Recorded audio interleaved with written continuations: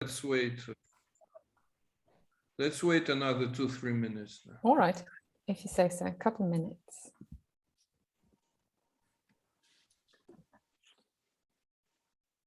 Okay, so hello everyone. Very nice to see so many participants here today.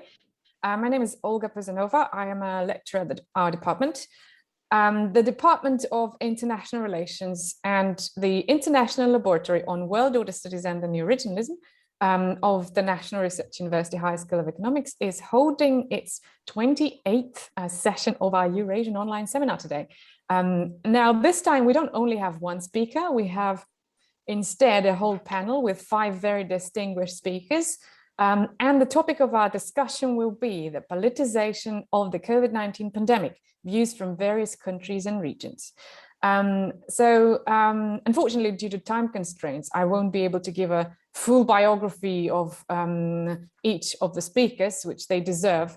So we're going to have to be very brief, but here they are. So the first one is going to be Professor Alexander Lukin. He's head of the Department of International Relations at our faculty, our university.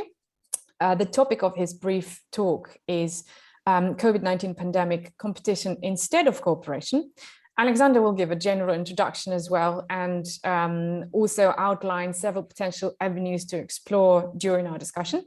The second one is going to be Igor Pellicciari, the professor of History of International Relations at the University of Urbino in Italy, and ambassador of San Marino to Jordan. The topic of his talk is the vaccine diplomacy, the cases of Italy versus San Marino. The case of San Marino is especially interesting for us because it isn't, strictly speaking, a case of politicization, but rather the opposite, as San Marino actually uses the Sputnik vaccine, right? And Igor was personally involved in the negotiation process on a government level. So this will be a very unique opportunity for us to get to listen to his talk. Thank you so much.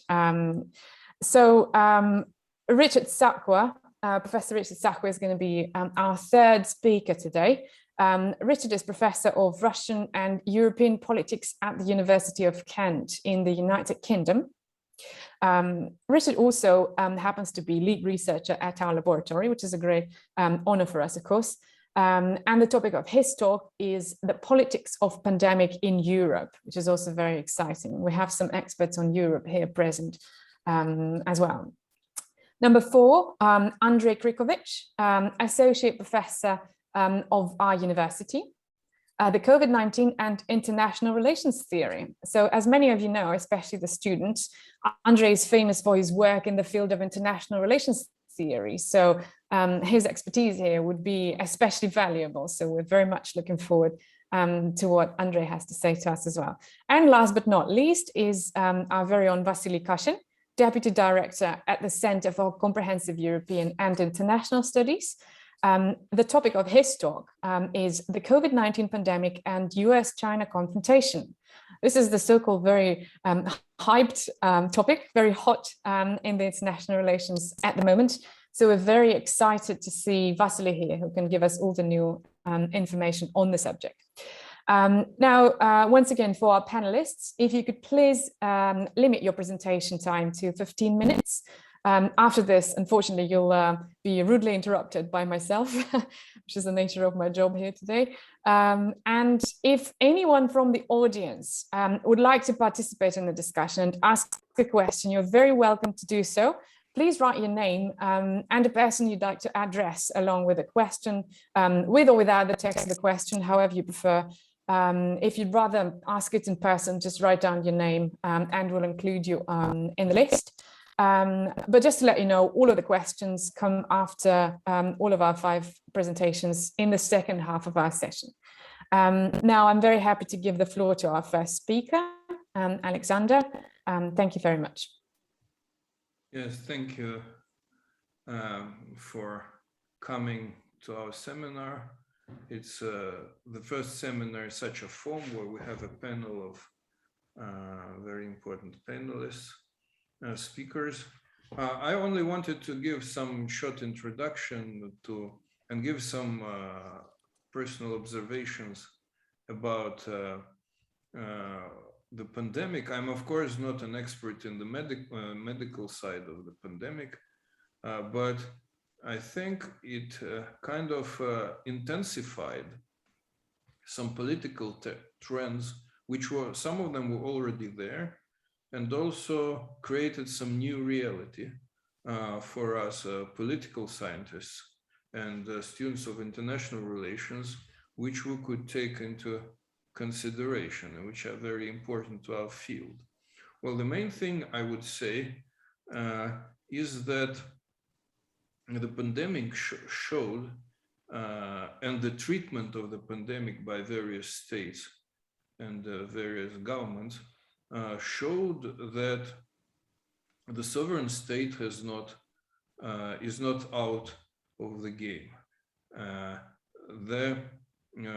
You know that before the pandemic and generally in the 1990s and 1980s even, there was a lot of books and articles were written mainly by the liberal trend. I mean, liberal from the point of view of, in terms of international relations theory, that the various non-government actors, such as international organizations and global groups and regional organizations, are going to play, and non-government actors were going to play more important, if not decisive, role in international relations, that the sovereign state is dying out, more or less, or at least its role is diminishing. Well, now we see, and the pandemic gave us a good example of for those who believed that this was a little bit exaggerated, and and we can see an interesting tendency then in the calm times, in stable times, people tend to become idealists, talk about global values, global goals, and various global efforts. But so they tend to become, let's say, mostly not only liberals, but I would say idealists and from various persuasions. But whenever there's a serious threat, people tend to close, sit at their home and sit at homes and sit in their, close the doors of their sovereign states and solve issues on the basis of their sovereignty. And we can see it not only in Asia, say, or some other countries, but also in Europe. Of course, Richard is going to talk about it, but we can see it very well from Europe, which was supposed to be an ideal integrated group of countries. Can see that now even now there's very little coordination between various countries on fighting the pandemic. Every country has its own rules. You know, some we know it. For example, if you go to a country of a European Union, every country has its own rules. For example, in some of them you need to self-isolate, and in others you don't have to do that. Some accept their own one list of vaccines, another country accepts a different list of vaccines. So there is no, I wouldn't say that there is a joint European approach to this, to fighting the pandemic. And this is a very interesting trend because global threats are still there, and we really need global answers to that, at least coordination, but we obviously lack it. And the pandemic was not unexpected. We experts know very well that there was a UN report, other international organizations were talking a lot about possibility of such a threat, but nobody actually cared to take some real actions in view of the possible pandemic. Even if there were some lesser case or less important case before that, like SARS pandemic before that. Well, when it stopped, everyone, all the countries and most governments did not care anymore about it. So it puts a question to us: what's going to happen with other things like climate change, like possible security, like possible threats from space, for example, or any other problem, you name it. Is actually our society, international society, is ready to cooperate to fight these real threats? At the moment, I think that even the interpretation of the idea of security is mainly security from is coping with a threat from another country. But nobody seriously thinks about these global threats. Also, there's a lot of talk about it. And some of them, like climate change, became very fashionable. So another thing is that pandemic did not only stop, or it was not only was not effect of intensifying cooperation, but was another factor of division, because various countries began to criticize each other, talk about the hidden agenda possible, you know, like Russian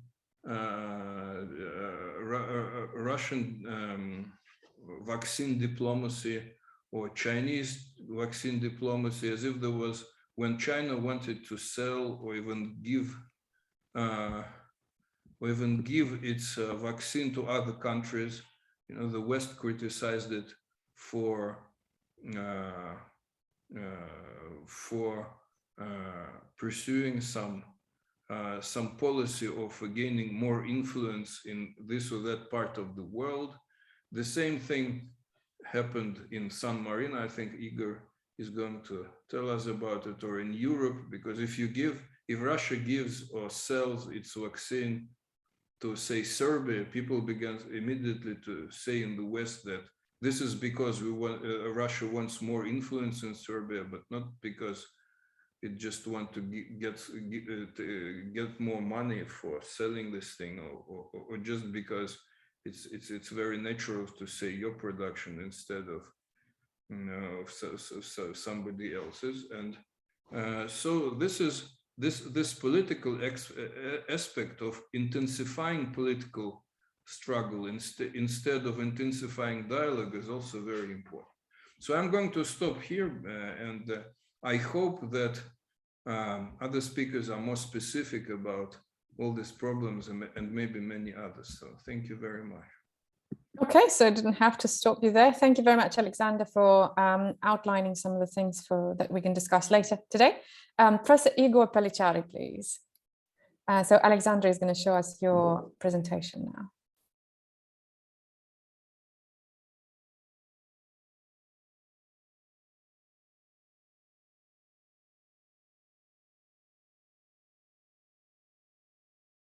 Your microphone is muted.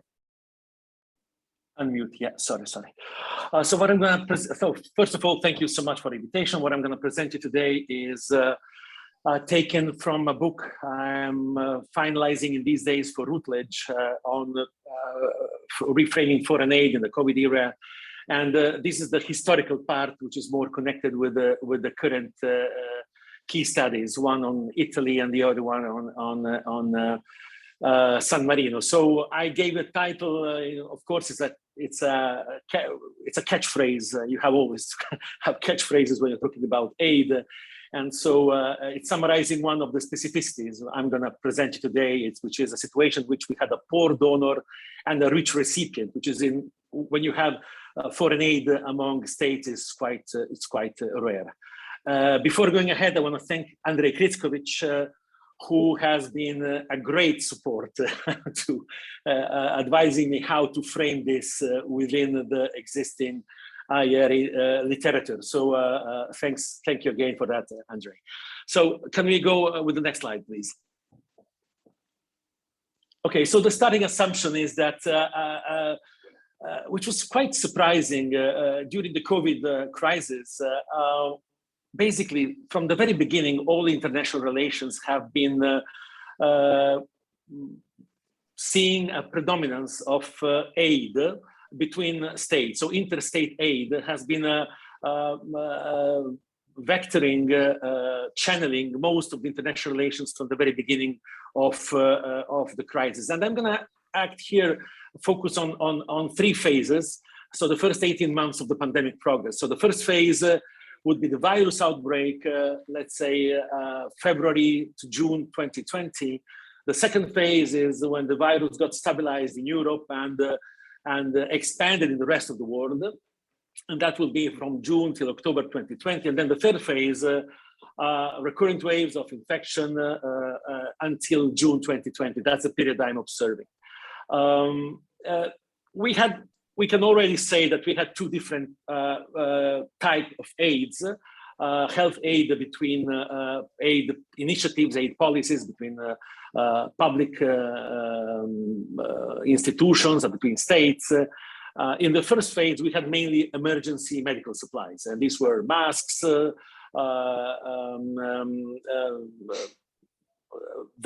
emergency ventilators, supplies, protective elements for the daily management of the hospitals and so on. In the second and third phase, we went on something more sophisticated, of course, which is first of all the production of the vaccine, and then the distribution of the vaccine, which is actually the most interesting part, I guess, of what we're experiencing right now. The main element, and I totally agree with Alexander on this. The main element of phase one has been the total eclipse of the multilateral dimension, and I cannot say that before that the multilateral dimension was in a special good health. And there were already kind of some skepticism about the effectiveness in policy making of, I'm not saying only of the European Union, but the United Nations and the NATO and so on. But let's say what we experienced in the outbreak, in the immediate outbreak of the virus, has been something quite extraordinary in the sense of total absence, even from the rhetoric, from the narrative. Usually the multilateral level is kind of present, even when it's absent, thanks to consolidated rhetoric. What happened is that, well, I have a feeling that the multilateral has been, especially the UN, has been trying to reassess reconvert itself on the climate emergency, climate change, and the virus outbreak is not really what they were expecting, in the whole Greta Thunberg period. So they were somehow ready on the blocks to start this new legitimation process, and now here we go with a pandemic in which they really didn't know how to react. Even the World Health Organization, which we, especially in Italy, we charged with some expectation, mainly because it's a provincial country, Italy, not so much international. So we thought that an organization which is called the World Health Organization would really actually help on health, and actually we turned this hope into disappointment when we saw actually that the management, the political management, was basically all depending from the state nations, which were the shareholders orienting the daily narrative and also the daily recommendations on how to fight the pandemic. And so basically in that first period we have I'm obsessed, of course, and as all the scholars, you tend to read all reality through your categories. No? So I'm always seeing a donors competition. I'm always considering foreign aid as an instrument where donors have greater interest than recipients. So those first months, actually, I found a kind of a repetition of the war that we've seen in all the recent international crises, from Ukraine to Syria, in which we had key players competing as donors to position themselves in the scenario of geopolitical interest. And if anybody of you might criticize me for being a hyper-realist, I accept these critics, because inevitably in my research, I am somehow influenced by the privilege I have in being a diplomat. So I cannot recall any country of the one I'm working for or interacting with that did not take any aid policy without keeping in mind primarily the motivation of the donor rather than the need to be covered by the recipient. Anyway, the Italian case has been very interesting because, first of all, it has been the first accessible scenario out of China. You know, we barely know what happened in China. We have very little official numbers, and we didn't have access to the viral chain, to the DNA of the viral as it was in China. Nobody was allowed to go there. Different was Italy, which became the first accessible scenario. And from the very beginning, we had a donors competition between Russia, the US, and China. Of course, US has been limited by the fact that they were in the presidential election year, and so the Congress would not really support Donald Trump's efforts, let's say, in being actively involved with Italy. At the time, Italian Prime Minister was pretty close to Trump personally, so Conte. Italian Prime Minister Conte. And then we had also China, but mainly Russia, which had a very interesting approach to the catch-all donor, as we would define Russia in its re-emerging donorship identity. So it sent a military campaign from Russia with Law, which is not a very military, let's say, motto for soldiers entering in a NATO country, but which somehow showed how actually aid from Russia does not necessarily come in the form of a soft power. I mean, when you send soldiers to another country, it's not necessarily, you cannot really call that a soft power, right? And among the biggest assets, this is my hypothesis, let's say, on which I'm trying to find in the book some evidence. Russia, by being able to go to Bergamo and Brescia and collect on the spot the viral sequences of the COVID, they got this asset which led the Sputnik V to be developed a few months before the other vaccines. But even more interestingly, the Italian scenario was very particular, because we had the first case ever of a country being rich. It was a G7 country with its own strong spending capacity possibility, so a recipient which spent more than 4 billion in protective supplies without asking anybody of the donors how this should be done. And then we had a whole bunch of poor donors, such as Albania, who would actually not only offer very symbolic aid to Italy, but it's very interesting how Italy actually accepted this aid. My opinion is mainly to come out from the very embarrassing position of a NATO country who should reject Russian aid. This was clearly a request coming from NATO, who did not at the time do much to support Italy, but on the other side criticized bitterly Italy asking or accepting the Russian aid. By accepting Albanian aid and Cuba and other minor countries, the narrative of the government switched from which aid should we choose to the one much easier to manage of any aid is welcome, even if the smallest one. Okay, I would have more to add about this, but I really don't want. I really want to stick within the 15 minutes. So please, next slide. And now here we go in phase 2 and 3. Extremely interesting, because basically we've seen. I'm proposing this kind of idealtypic definition of 2 different kind of vaccine.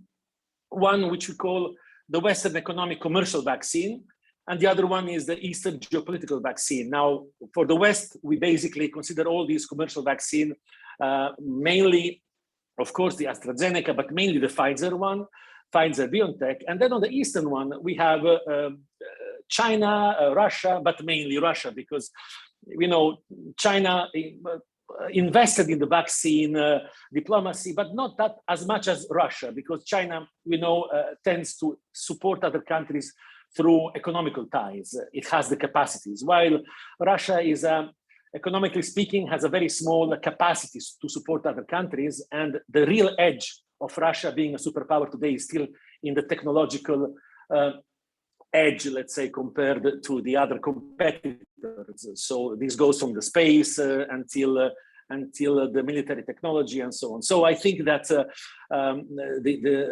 mainly the only arrow that Russia had in its arch was mainly related to the Sputnik V,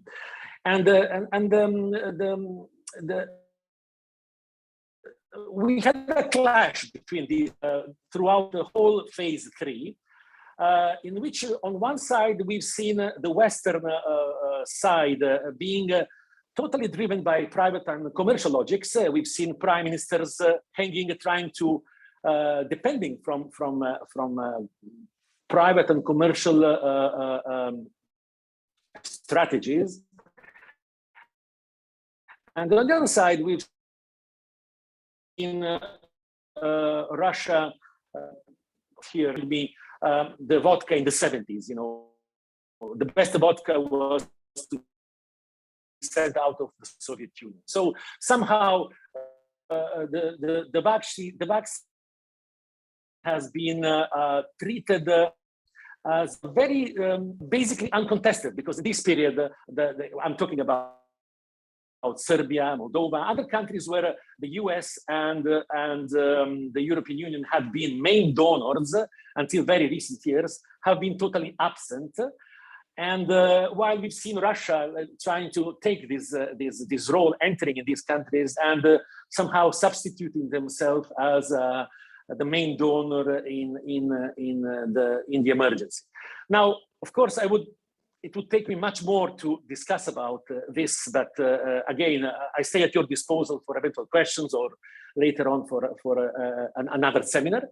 Let me come to the last case, which is the San Marino case, which was very interesting because, well, let me tell you what happened very simply. San Marino had an agreement with Italy to receive the doses. We are a very small community. We are all together 35,000 inhabitants, and we were particularly hit by because of the configuration of our country. We are not a state country like Singapore. We are a small country made up of 9 municipalities, mainly rural areas. And so the virus has been spreading very fast. And we had until January 2021, the beginning of this year, the highest rate of mortality per population in the COVID. Despite having agreement with Italy, who should reconvert to San Marino most of its vaccines, we couldn't get any. At the end of the story, to get the Russian vaccine was extremely easy. All we had to do was to phone the Russian ambassador, because as I said, the Eastern geopolitical vaccine is state-owned. So we didn't have to work on any company or any sophisticated, we just had to go ask a meeting with an ambassador who, as you know, Russia sends in key countries, sends people who were previously deputy ministers in the mid, and that's how we got the vaccine. Frankly speaking, we were surprised by the huge visibility we got, because somehow it turned out that we were the first country in the heart of Europe which showed that the Sputnik V works. And so somehow we revealed that all the resistance, which I understand from the European Union to Sputnik, because how can you accept the vaccine from a donor like Russia if in the meanwhile you have sanctions against that donor? So it was clear that from political reason, they could not accept it. However, I think the mistake from the European Union was not to say this clearly, but to try to find some medical justification, which clearly are not credible. And this was done in order not to accept the evidence that the geopolitical motivation for the state, even in the vaccine aid, was not mainly oriented to defend the health of the population, as all politicians still today say in Italy, but it was mainly to defend the foreign policy interest and the economical impact of the virus in each country. And that would be all for it. In 16 minutes, I did it. Incredible. Thank you. Thank you so much, Igor. If you have some additional information for us, you can use Alexander's minutes. We have 3 additional ones left. Or if you prefer, we could leave it for the question.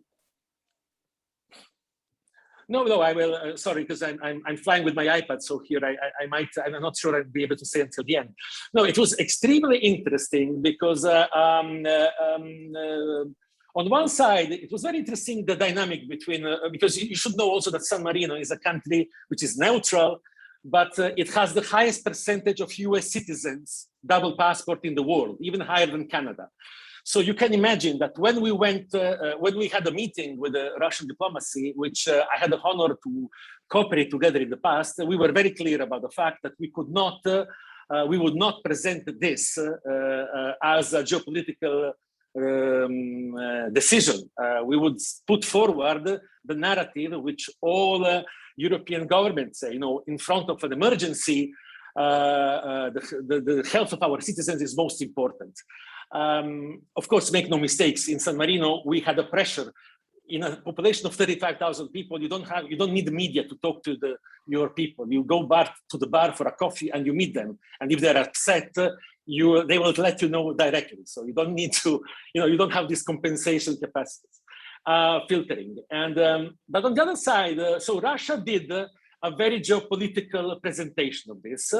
The visibility they gave to San Marino was incredible, to that extent that we became like, in April, we've been, hitting the front page of the Washington Post, going prime time on the NBC and so on.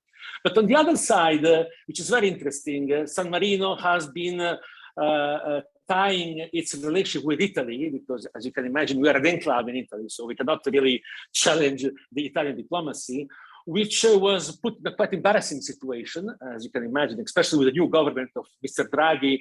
It's a government which is very closer to Washington's, and Italy right now depends from the recovery funds expected from Brussels. So we are now in a twilight zone. Basically, we are not our green pass, our vaccine is not recognized. We have only some temporary exceptions which are prolonged month by month. And this showed somehow the incapacity, despite the fact that we have the vaccine almost like a year and a half, to frame politically the problem. And this is very interesting because I think this was mainly the objective. I mean, Russia reached its objective, which has been to have a Trojan horse empirical example in the European Union camp. On the other side, I think that now that Europe is asking more energy to Russia because the winter is coming, as we would say in the Games of Thrones, again, even energy is public in Russia, mainly public control. While in Europe, although they knew that we would need more energy after the long lockdown and the restart of the economy, still, we again are depending from the capacity of stockaging and accumulating energy of mainly public actors, private actors. So again and again, I think the more and more we are having in a geopolitical turn, we will have, even in space race, look, we had now the camera troupe Russian going to shoot the first movie. And in the West, we have a competition which is among Bezos, Amazon, the other guy, Musk, Tesla, and the guy of Virgin, on who's going to first. So 3 private guys trying to develop their own private interests. And again. So I think that sooner or later, somebody in Europe has to discuss about to what extent should the governmental policy making on key issues such as emergency, as they declare them, should depend fully or partially, but in an important way, from a private margin-oriented interests. And again, that's all. Thank you so much. Right, fascinating. Thank you so much. I'm personally particularly entertained by the division of the vaccines into Western commercial and Eastern geopolitical. Haven't heard this one before. Thank you so much, Igor. We proceed with the presentation by Professor Richard Sakwa. In the meantime, may I just remind the participants who joined later, if you'd like to ask a question, could you please write down your name as well as the person you're addressing the question to in the chat, and then you'll either be called out or I can read out your question. Either one is fine. Richard, the floor is yours. The topic of Richard's presentation is the politics of pandemic in Europe. Thank you. Lovely. Thanks very much. It's a great pleasure to be with you this afternoon. My focus will be politics, but above all, the notion of politicization, the way that, building on what Igor and Alexander said earlier, the way that the pandemic itself has become has been politicized, and thus, a tension away from, if you like, the more technological or technocratic approaches.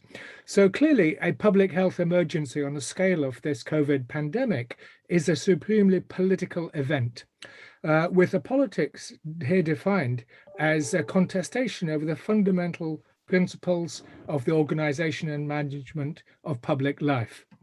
In fact, in some ways, you could argue that the pandemic has revived politics in the sense that, in that precise sense, and even we could go so far as to say that in some ways it has revived the very notion of the political as defined by Carl Schmitt or Chantal Mouffe.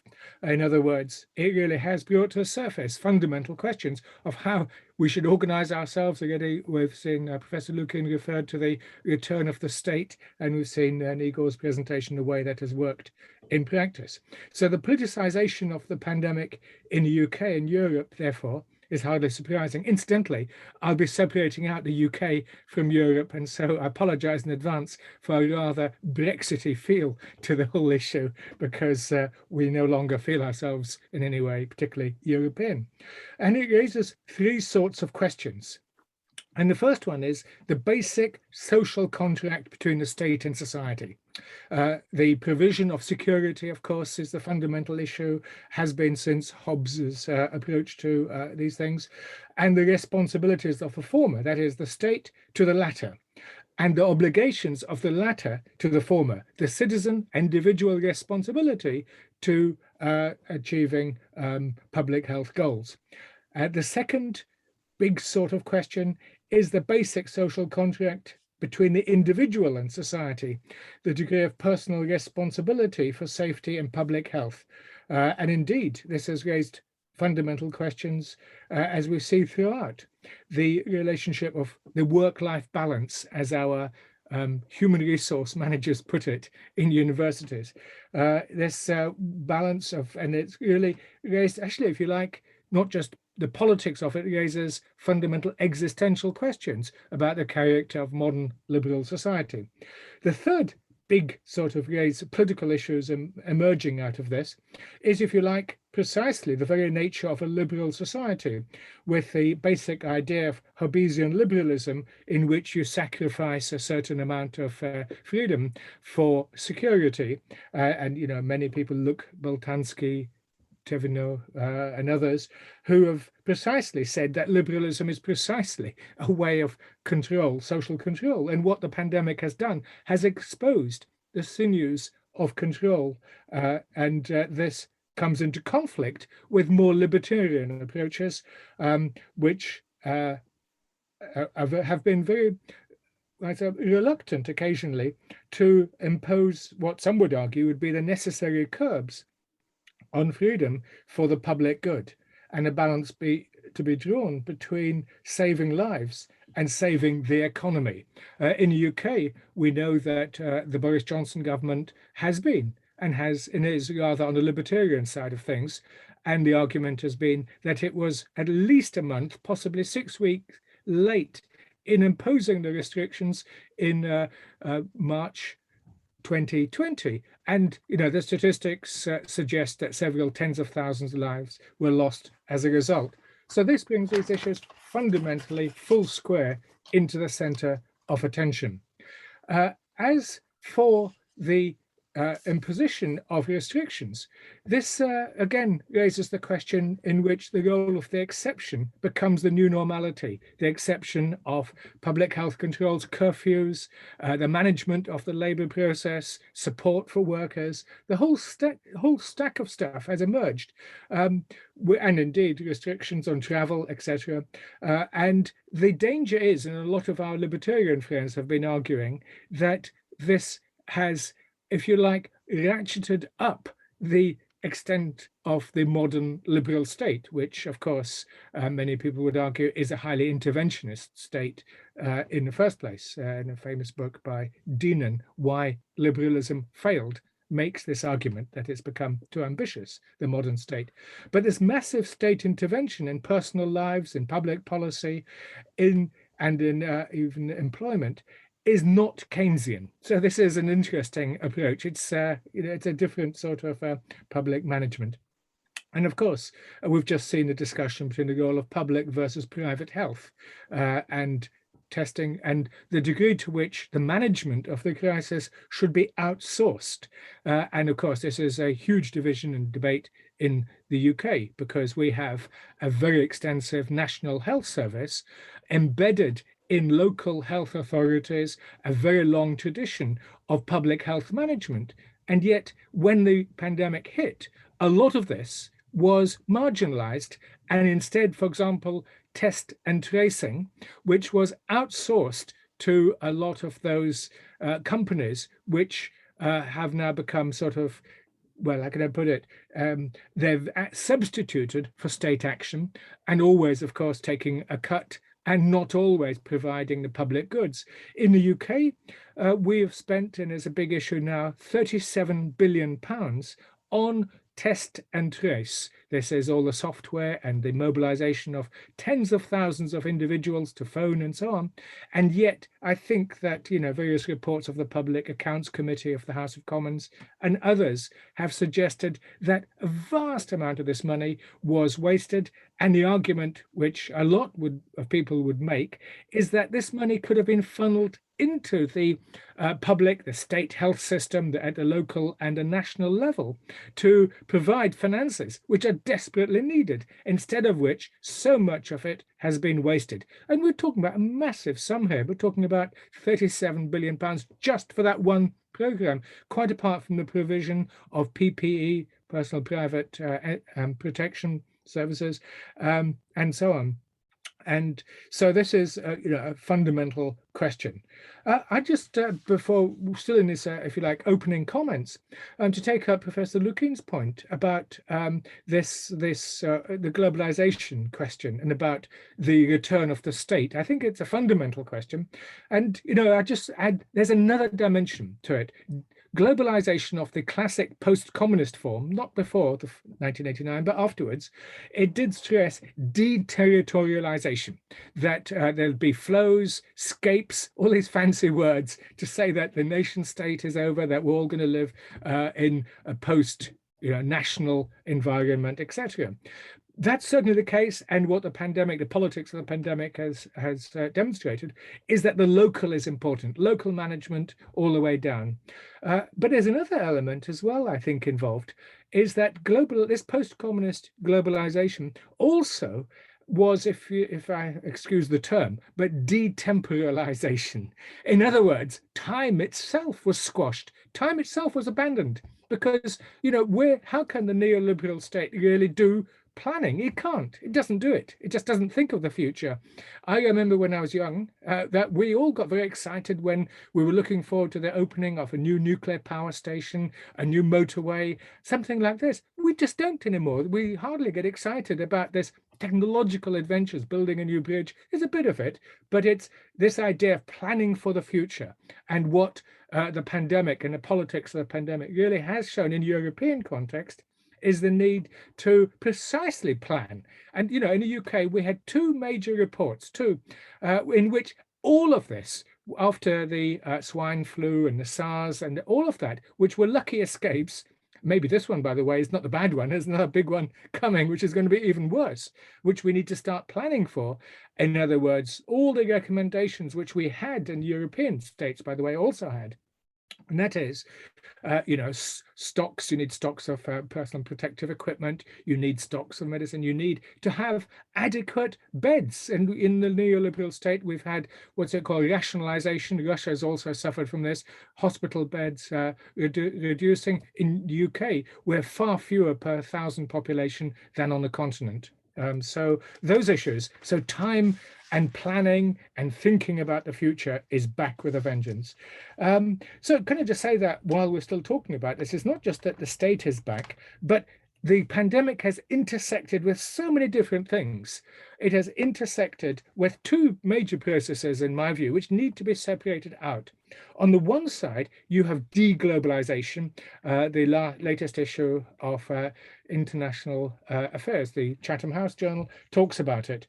Deglobalization, in some ways, a separation, a de-dollarization, a whole stack of stuff, politically thing, but also the pandemic has accelerated post-globalization. And in my view, post-globalization is very different from deglobalization. Post-globalization is something that's been going on for some time. It builds on the anti-globalization movement a few years back, and it reinforces those two things I've suggested before, territorialization again, and the bringing back of time. Of course, it takes place at the same time of three other big things going on, which is the Second Cold War, the climate emergency, and now more specifically, an energy emergency.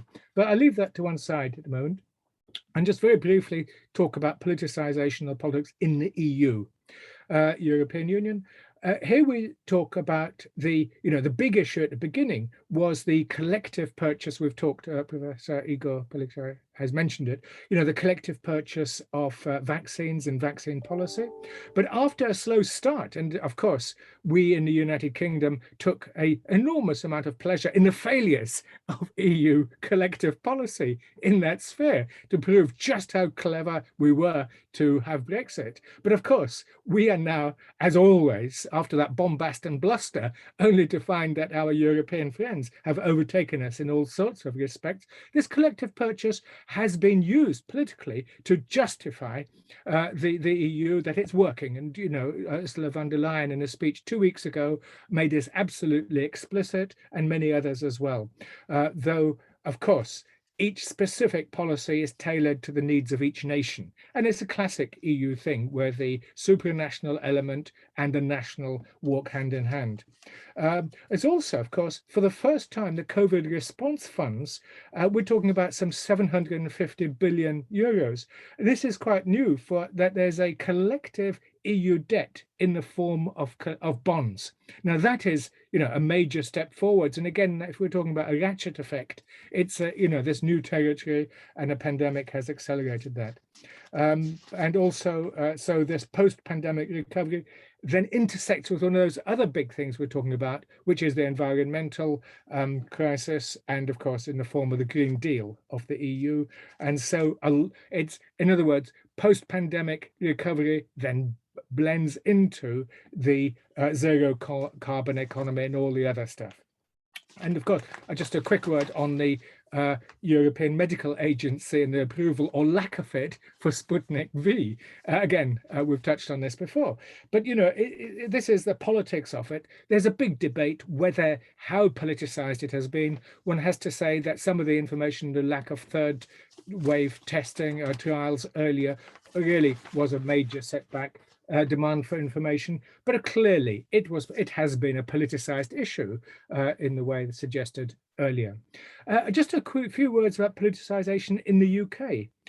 It has, clearly the big politics of it is about the competence of our dear government led by Boris Johnson. Of course, they won a huge electoral victory in December 2019, and then they fumbled the management, but the big question, the tension between the science and the politics. And the science, there's a whole stack of bodies, SAGE, which is the scientific advisory group, and the tensions there. But ultimately, it showed that the decisions are taken by ministers, by government. And of course, I won't go into all the endless litany of complaints against the government, but just to stress that In the UK, it has emphasized the role of the devolved administrations. Scotland has its own policy, Wales has, and so has Northern Ireland, obviously England as well. So this has strengthened regionalism. And of course, one of the elements of the politics is that that in many ways, Scotland seems to, and Wales have been more effective managers. And so in the long term, we could argue that the politics will of the pandemic has encouraged independence in the long term for these states, because they've managed and have been perceived certainly to be managing the case better.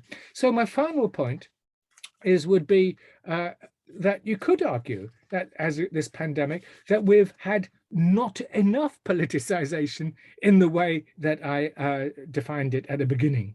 And so paradoxically, there's not been enough of the genuine political debate, a lot of discussion about those technical issues and about freedom and, whether to wear masks in public or not, whether it should be compulsory, COVID passes, all of that, restrictions on liberties. But, the big issues haven't really come up, and that's really rather surprising. As we say, the reset of the international system is usually prompted by a war, and a COVID pandemic is, in a sense, you could say, an equivalent of war. And so you could say, well, it hasn't been big enough to kickstart, to reset the international system. I know that Andre and others will talk about this later, or perhaps associated issues. But so, and what are the big questions? Obviously, the question of war and peace. If you remember at the beginning of the pandemic, the General Secretary of the United Nations says, let's put the conflicts to one side for the time being. Well, I'm not holding my breath, and I don't think anybody did. Second one was the responsibility of the golden billion, the Western advanced countries, to the rest of the planet. Because in a crisis of this nature, we're all in the same boat. And so clearly there's issues involved there, that as long as COVID is rampant in other countries, we are always in danger of a mutation which comes back to hit us. So it's even in our selfish interest to provide and support the rest of the world through COVAX and other mechanisms. The third big conclusion about politicization is the relationship of science, societies, and states, where you need to get all three lined up together, just as in the climate emergency. And the role of expert advice and all of that and societies to line up. And it just, it's quite important for me, I think, to stress the way that societies have stepped up to the plate.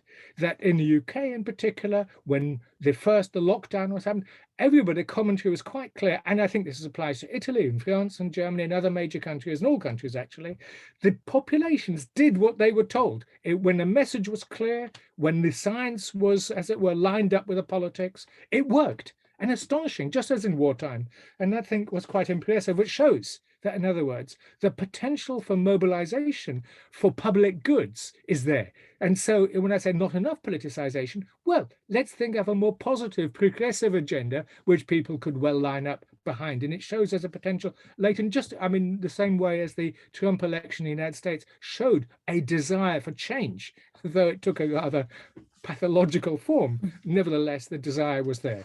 Richard, I'm going to have to stop you quite soon. So well, that's exactly that's coming to the end here. Thank you. And just to say, the final point was the degree to which the pandemic is a structural disruption or a situational one. And that, I think, is indeed my final thought, that, in a sense, if it's situational, then this allows a swift return to that earlier normality, but which, of course, with all the other things, has become increasingly unsustainable, whereas the agenda for structural disruption, forcing permanent changes, is an agenda which has not yet been substantively filled. Hence my point, there's not been enough politicization in a sense of a real debate about what sort of structural changes we need. Thank you. Thank you so much. This is a fantastic presentation on how to structure the current reality around us. Very nice. Could we now hear the presentation from Andrzej Kryczkowicz, please? Yes, ma'am. Let me just get my PowerPoint on. I promise it's a very short one. So, well, first I'd like to thank Olga for being a great leader of our discussion. and disciplining Richard Sakwa. That takes a lot of gumption. So I applaud you on that. I have the unfortunate task of following Richard, which is always difficult. Also, I'd like to thank Alexander for bringing together such a really great group for this panel and for allowing me, inviting me to be a participant here. He asked me to talk about, so why look at the COVID through the IR lens? Well, I'll blame Alexander because he assigned me the topic and I didn't have a better idea of what to present today. But in hindsight, kind of preparing this, I thought, well, it did make sense. And as Olga has said, I've become famous, or probably better to say infamous, for my knowledge or always thumping in IR everywhere. So I'll look at that. But seriously, I think it makes sense. Firstly, you know, as IR scholars, right, you know, theory is really at the center of IR as a discipline. It always has been, more so than other subdisciplines of political science. So COVID helps us kind of understand IR theory a lot better. It kind of, you know, gives us, you know, the highlights, kind of the main arguments of the theories, some of their strengths, some of their weaknesses and deficiencies. You know, I approach this question, actually, this is kind of a little bit of a rehash from a lecture to my students. So, you know, we were stuck doing IR theory at the height of the pandemic, forced on Zoom. And I'm trying to teach these kids IR theory. And, you know, why the hell should we even discuss this at the moment, right? I mean, we have bigger problems. And so relating COVID to IR theory made a lot of sense and actually illuminated the theory. So as students, as scholars of the discipline, it makes sense. But also, I think it has a more, let's say, immediate kind of utilitarian function in that it really, you know, maybe has some key insights into understanding the crisis and preparing for, as you know, Richard has said, right, this is just the beginning of welcome to living in a complex, interdependent, as our liberal institutionalist friends would say, world. We can expect a lot more of these things, these kind of intractable problems that we can only really address together to come about. So I think IR theory helps us kind of understand the problem and also maybe not definitive answers. Certainly realists seem to suggest there is no answer, but maybe kind of to find a way to fumble forward. So, you know, theory is very unpopular in a lot of circles, especially in Russia. I think for understandable reasons, theory is associated with dogmas of Marxism and also kind of the failed dogmas of liberalism. But I think, you know, I take a very different kind of epistemological approach to theory. Theory not as dogma, not as gospel, but theory simply as a tool. One, we have to realize is always going to be inherently flawed because, you know, essentially theories do is they give us kind of a simplified picture of reality. And reality being infinitely complex, it's going to be a flawed one. But it helps us understand that reality. It helps us kind of parse out, you know, what to look at, what to get emphasis to, and what to give less emphasis to, or maybe even ignore. So it kind of helps us deal with the complexities of the world. And so analyzing this crisis through the lens of theory, I think, as, you know, maybe hopefully made clear by the end of this short talk, it's going to give us kind of a sense of what deeper problems we sort of face, what opportunities are present to kind of address those problems that are looming. You know, in a way, we were maybe lucky that COVID wasn't as bad as some other disease or other looming catastrophic problem we have, you know, looking at us. And then also, and this has to do with, you know, some of the theories, you know, things that they say right, but as well as some of the things that they get wrong, some of the pitfalls we sort of need to avoid. So the first thing, you know, IR scholars did start addressing this, you know, as soon as the pandemic came out. And the first to really kind of raise their voice were the realists. This was a very big vindication of realism. The realists felt good that, you know, their theories were right. Stephen Walt, who's a very well-known, respected realist, he even came out with the, you know, the realist guide to the corona outbreak, where he said this all affirms our central tenets. So also, before I continue, I'm only going to talk about, you know, the three theories here. You don't have time to talk about all IR theories. And I'm going to stick with theories that are structural, you know, not that other levels of analysis, you know, the domestic level, what about regime type, democratic peace, or individual level? We know, you know, Trump, Xi, Putin, they all played their sort of role in the crisis, but I'll stick with structural theories because They are dominant in IR theorizing, at least they're kind of the initial starting point for everybody else to argue against. And then these, I'm only going to stick with 3 real theories. My apologies to Richard. I'm not going to talk about the English school, even though I consider Richard to be one of the great English school theorists, especially when it pertains to Russia. But I'm going to leave it out. I'm only going to deal with the 3 kind of big paradigms of realism, liberalism, and constructivism, just for the sake of brevity. So the realists, they feel vindicated. Of course, realism, at least in its kind of structural form, starts with this idea that, you know, in IR, we are existing in this kind of state of anarchy where there is no sovereign, no Leviathan in Hobbesian terms to govern our relations. And this has certain fundamental repercussions. And those repercussions, you know, those main tenets, they were kind of validated by the way the crisis played out. So the first one, something that Alexander, you know, kind of alluded to, is the nation state being the most important actor, and people turning to the nation state to protect them from the crisis, and the nation state asserting itself as the most important actor over international organizations, over corporations, over unions, over all of these other kinds of associations. So the return of, or really the reassertion of the nation state. The second one is that it showed that IR is a competitive realm where nation states who are the main actors have to rely on self-help. So cooperation being absent, everybody going their own way. Alexander talked about this in the introduction to our seminar today. States setting their own, closing off their borders, or in some cases retaking control of their borders, setting their own criteria for isolation and how they were going to deal with this public health scheme. Also pursuing their own solutions in terms of viruses, access to protective equipment, all those things, not a lot of cooperation.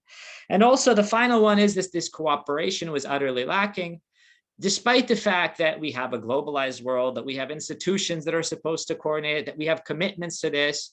In the end, the cooperation that we all hope for to address this didn't come about.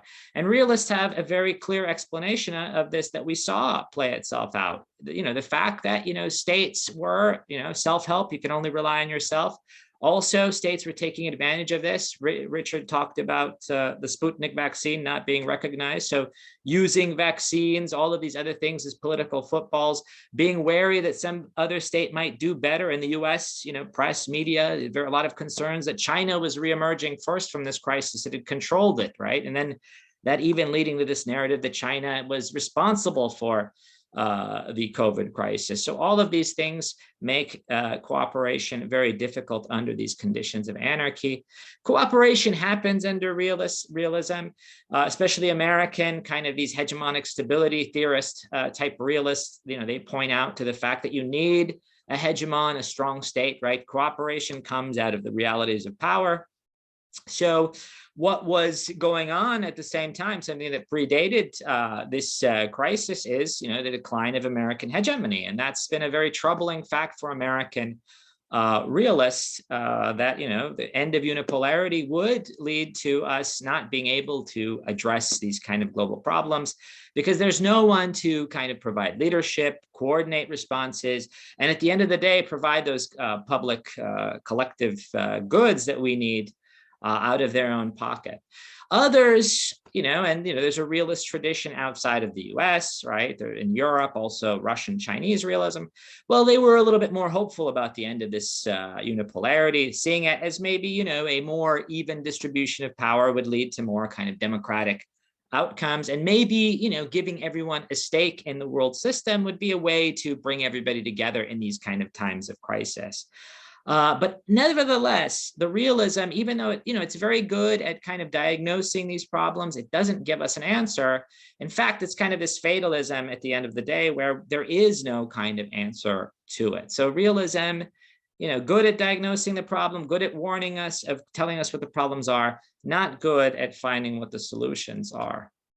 The liberals, well, you know, the liberals were in trouble before the crisis. I'm going to mostly deal with liberal institutionalism. You know, we can talk about democratic peace. Liberalism is a very broad umbrella. But since we're sticking with structure, we're going to kind of deal mostly with liberal institutionalism.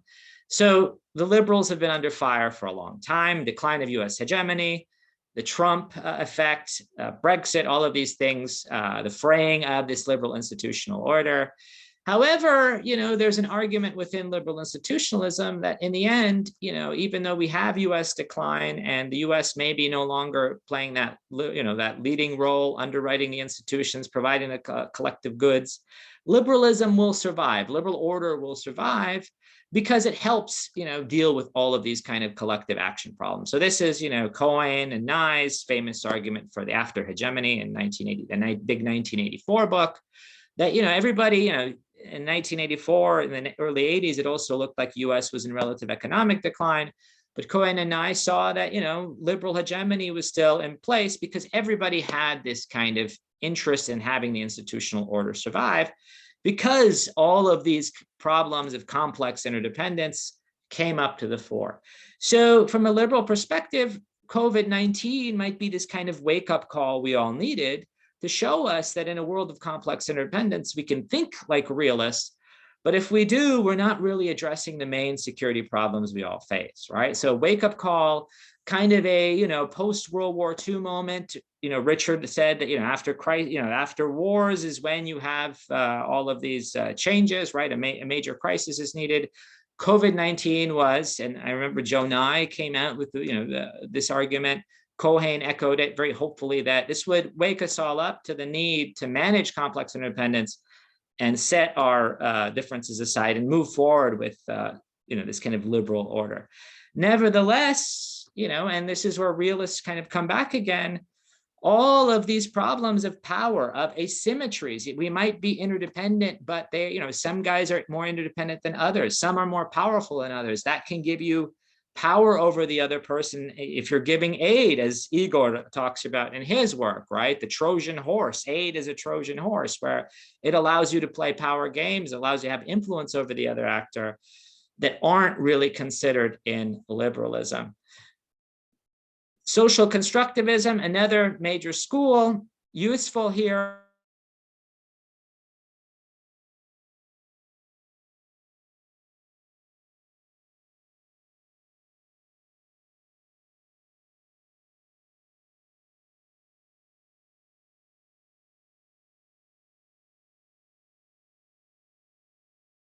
So anarchy, as Alexander Wendt famous said, is really kind of what states make of it.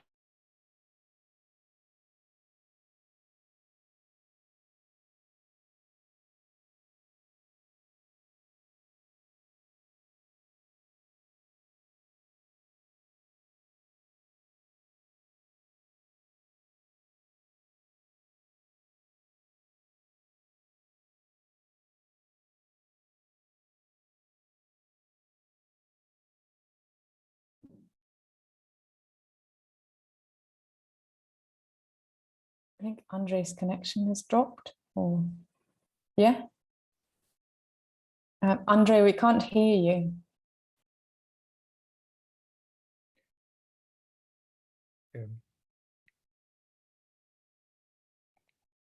Oh no.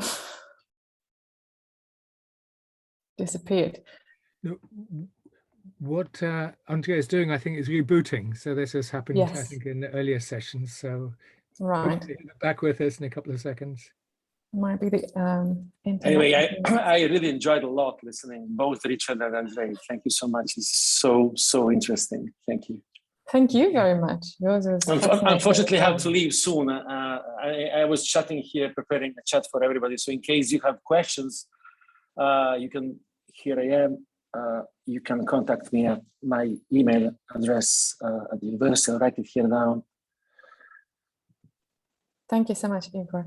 Yeah, Andre, no, thank you guys. Thank you. I'm so sorry for this, but it's a kind of as Richard was saying, we're in post-globalization, so we're like, nobody cares here if you tell them again.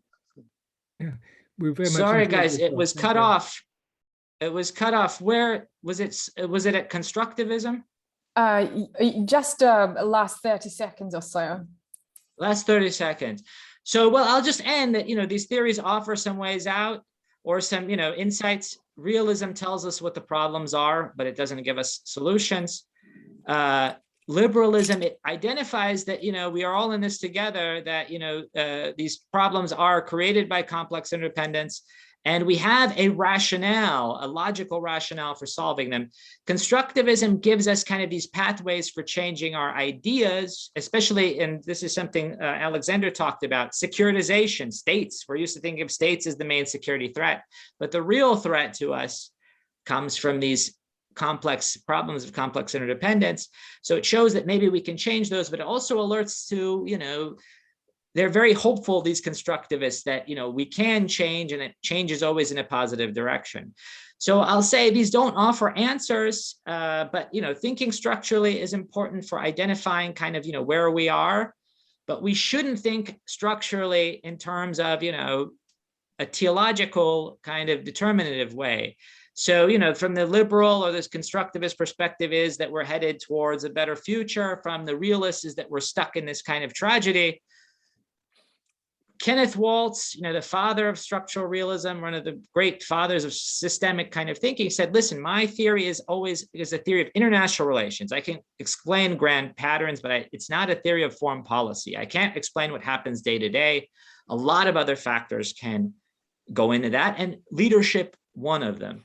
So foreign policy making, foreign policy planning, informed by some of these insights about structure, some of the insights about what's possible, what maybe isn't, and what the pitfalls are a way of going forward. And I'm sorry about the internet, but this is life on Zoom for you. Not a problem. Thank you so much, Andre. This is very insightful. Igor, thank you. Yes, great to see you. I like constructivists because they always lose elections, so they're great. They're welcome constructivists. Yes, please go ahead. I'm joking. Thank you so much, Andre. Again, I want to mark how important your contribution was to the finalization of my book. So especially the last period when you start fighting with your ghosts. Thank you again. So sorry to leave it earlier, and thank you for this invitation. And anytime. Thanks. Cheers. All the best. Bye. Ciao. Bye. Okay, we're all staying, just to clarify, the rest of us. The next presentation, thank you so much, Andre. The next presentation is by Vasily Kashin. Vasily is going to talk about the hype topic of the COVID-19 pandemic versus the US-China confrontation, which is one of our questions in the chat, I believe. So Vasily is our final presenter. If any of you come up with any other questions, please put down your name in the chat and the question and the person you're addressing the question to, and we'll call you out or we'll read out your question. All right, Vasily, please, the floor is yours. Okay, thank you very much. Thank you very much for having me. That's a really very hot topic. The influence of the pandemic on the Sino-US relations. This story is continuing to evolve even now and will continue to develop in future. However, there are already some elements of this story which we know for sure. What we don't know, of course, is the source of the COVID crisis, and it's highly doubtable that it will ever be determined. What we do know is that Chinese state apparatus and its reaction toward on COVID crisis was a major factor which led to a very important to a number of very important trends and chain of events. Of course, it is well known by now that in the first 3 to 4 weeks of COVID pandemic, since it became apparent in December 2019, the Chinese government has been slow in reaction. That was the result of reluctance of Chinese officials on various levels to take painful decisions on dealing with COVID threat without having a conclusive, definite reports from the scientists about the nature of this new pandemic and its danger, its contagion, its ability to for transmission between humans. Actually, although some signs of that were obvious in the first days of January 2020, they were still looking for additional confirmations, and as a result, we had a relatively late reaction of the Chinese state apparatus to the crisis. The consequences of that was when the Chinese state started to react on the crisis with full force. It immediately overreacted and went into full mobilization mode, which is continuing even now and can be expected to continue for a significant period of time. Since late January 2020, the Chinese government at the very top level started to see COVID not just as a usual crisis, but as a major threat to the whole social political stability of the country. And in fact, restructured the priorities of the policy in such a way that everything else started to be absolutely negligible compared to the COVID,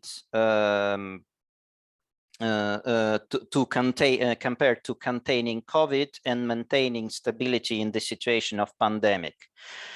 Especially, this is especially interesting if we look at the Chinese behavior and at the international arena. In fact, we see that Chinese government has immediately sacrificed diplomacy and diplomatic capabilities to these internal stability goals. Chinese leader Xi Jinping has not left China for the past 21 months, so top-level diplomacy has almost stopped.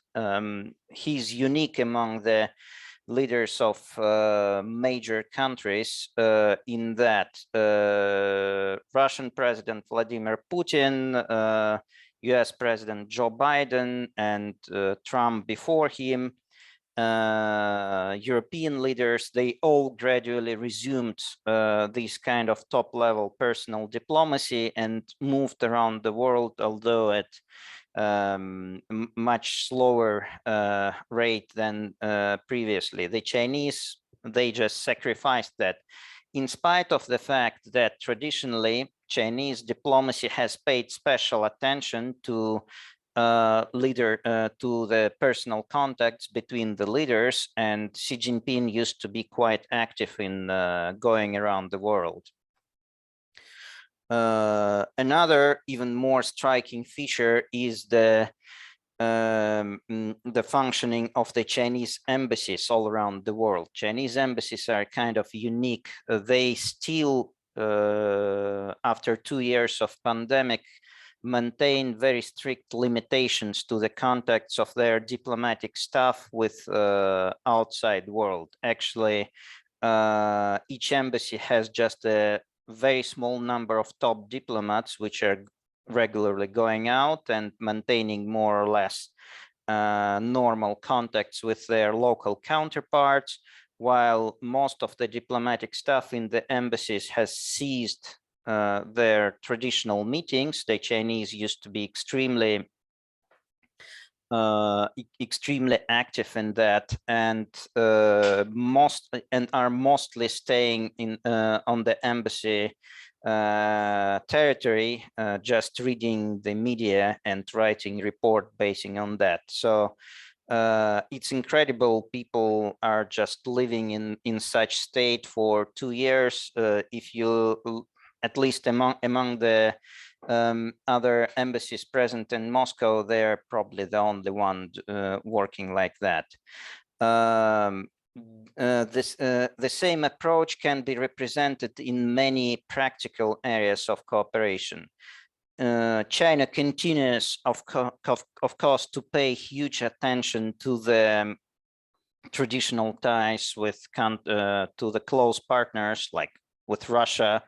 And basically, even in the situation of pandemic, the relations are developing quite positively. We have, for example, a record-breaking mutual trade growth this year, like 30% within the first 3 quarters. But if the Chinese see something which, to their opinion, threatens their counter-pandemic and counter-pandemic policies, they seize this channel of communication. They stop this cooperation immediately, and they simply don't care what you are going to tell them, which was the case with the Russian frozen fish exports to China. Actually, Russian Foreign Affairs Ministry was absolutely angry. The Chinese when that happened, the Chinese discovered some traces of COVID on the frozen packages and just stopped accepting this. So this is the general attitude of the Chinese leadership to the problem, and we can expect that it will persist either until the pandemic ends, or at least until the party congress, the next party congress, which is supposed to happen in October 2022, and which will decide on key issues on leadership and policies for the next 5 years of development. There is something very traditionally Chinese in this reaction, in this balance between internal and external, and quite a lot of people recalled the Chinese imperial past, when the Chinese, facing some threat or crisis from the outside, usually assumed some kind of extreme self-isolation measures. Still, this is what is happening now. How did this affect the relations with the United States? Of course, as we know, the situation was quite dire even before the COVID. De facto, a new Cold War, very acute and hostile great power rivalry was initiated by the United States in 2018, and it was continuing. Still, COVID made this this rivalry not just much more bitter and acute, it brought some completely new elements, and which can eventually result in the growing role in the emergence of very potent ideological factor in this rivalry at some point. What happened initially? Initially, the Chinese leadership needed to ensure its credibility in the eyes of population after the failure to react on pandemic in the first weeks, and they made a huge effort to contain it by extreme, very painful measures quite shortly. And after the initial success, they started to capitalize, try to gain more political capital on their initial success. They started, well, to put it simply, to boast.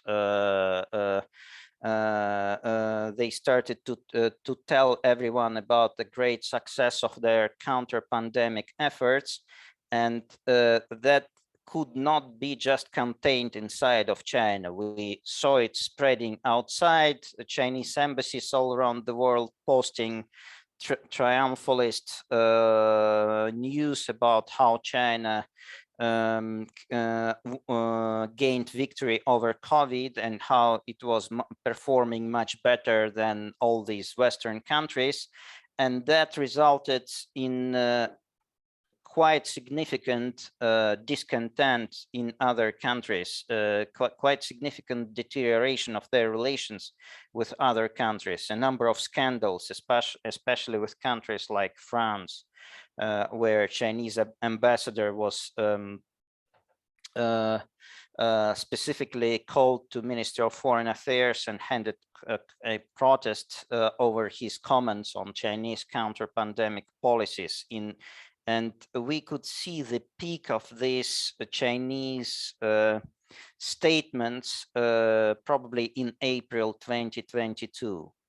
It was about that time when the Americans started to actually use COVID to directly attack China. We all know that about that moment, the Republican Party has developed a strategy to avoid blames for poor healthcare policies in the times of COVID by blaming China. There was this leaked Republican strategist memo which stated, "Do not defend Trump, blame China." It's all known. Then it became a bipartisan policy, and then the topic of Chinese responsibility, the Chinese responsibility for COVID became one of the two major areas of attack, the second being the Chinese policies in Xinjiang against Uyghurs. In both cases, it was obvious that United States were trying to isolate China, trying to create grounds for massive legal actions against the Chinese. And it is likely that that contributed to reassessment of the state of relations with the United States by the Chinese leadership. Since late summer and autumn 2020, we could see that the Chinese statements on the relations with the United States were much more bitter, much more hostile. They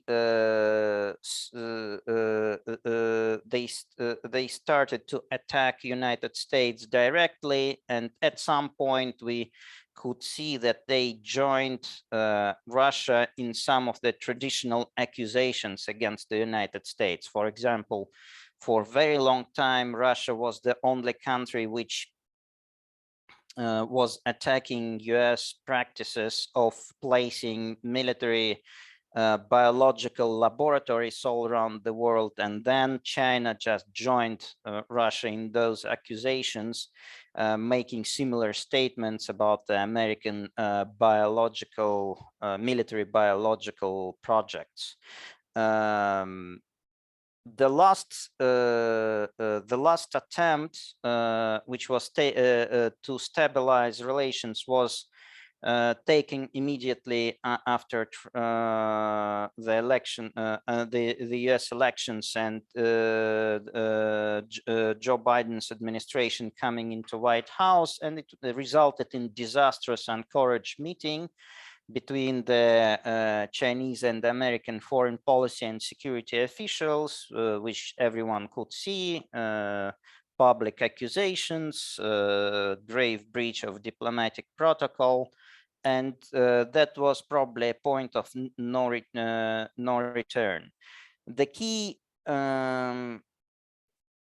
feature of the Chinese policy, the key features which emerged in the Chinese policy in the COVID times were very strong economic and technological diplomacy, which was called initially the mask diplomacy and then vaccine diplomacy. China is absolutely, again, absolutely relentless in this diplomacy. They have clear priority and they don't care about anything else. For example, Russia is publicly complaining about European Union not recognizing Russian vaccines, and Russia doesn't recognize the Western vaccines in return. But in fact, we have an absolutely similar situation with China. We are just not talking about that too much because of our friendly relations. Going to have to stop, Vasily, quite soon. Yeah, the Chinese are not recognizing our vaccines. We are not recognizing Chinese vaccines. This is not because they are turning hostile to Russia. This is because they just cannot do that, because that would be against their list of, it would just violate their list of priorities. And in this system, their internal priorities and their vaccine diplomacy is more important than everything else. So this is some persistent patterns in Chinese behavior, which we can expect to continue for a long time. Thank you very much. Thank you so much. Well, this has been a very thought-provoking presentation as well as the whole session. So would you mind writing down your names and questions in the chat, please, should you like to ask a question? In the meantime, I'd like to give the right of the first comment to Professor Lukin. Alexander, would you like to proceed with the comments or questions, please? Yes, thank you very much. I just wanted to use my position to ask the first question, the administrative position, as we say in Russian. So, and because I'm very interested in China, of course, and my question mostly to Vasily, but to others probably as well, is how can we evaluate the experience of China? Because it's both theoretically and practically, I think it's unique for several reasons. First, it's very effective because China has very few cases. So from just a practical point of view, it's very effective. Second, it's very kind of, let's say, sovereign, let's put it this way, because they just close the borders and don't let almost anyone in. So it's a radical sovereign state. I mean, it's probably comparable to North Korea, but North Korea, we don't really know what's going on there.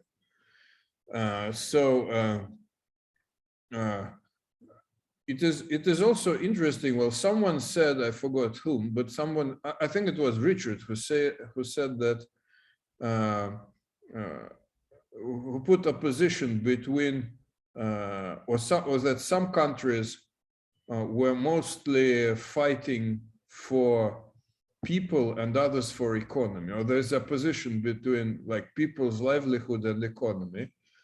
And it is interesting that it was China which was the most humane country, let's put it this way, because it was fighting not for economy. Some of its measures were supposed to be bad for the economy, like total lockdowns and things like that. Well, Vasily said that it was because they were concerned about security or stability, I think. But I don't think it's that simple, because, or at least they reinterpreted the idea of stability, because before Xi Jinping, stability was supposed to be based on economic growth. If economic growth slowed down, Chinese leaders thought it could lead to instability. But now it's vice versa. They think that it is more stable when people are kind of happy, alive, but probably at some expense of the economic growth. So that's very interesting to me, because in the West it was vice versa, especially the conservative, say, part of the United States, the Trumpists and the like. They, this antivirus people, they think that everything should be open just because it's our right. But and because of the interests of the economy, because businesses will stop, economics will stop, and they try to show that supposedly it doesn't influence human lives. So from that point of view, China was the most Chinese policy was the most humane, while European and American policy was the most kind of economic growth. And that's interesting, because like roles are changing. So how do you think, from the practical and theoretical point of view, we can evaluate this. Thank you. Would this just be to Vasily or to Richard as well, and Andre? Mostly to Vasily, but if someone wants to, like Andre or Richard, want to comment on this from the theoretical point of view, I would also be very interested. Thanks. I'll just say, Alexander, you're continuing in your provocative ways. I think a lot of people would disagree with this China's humane approach. I remember those pictures from Wuhan where they're welding people shut into their homes and taking all these draconian measures. So I don't know. It's I guess it's how you define being humane. But it's for their good, you know, because they didn't. Okay.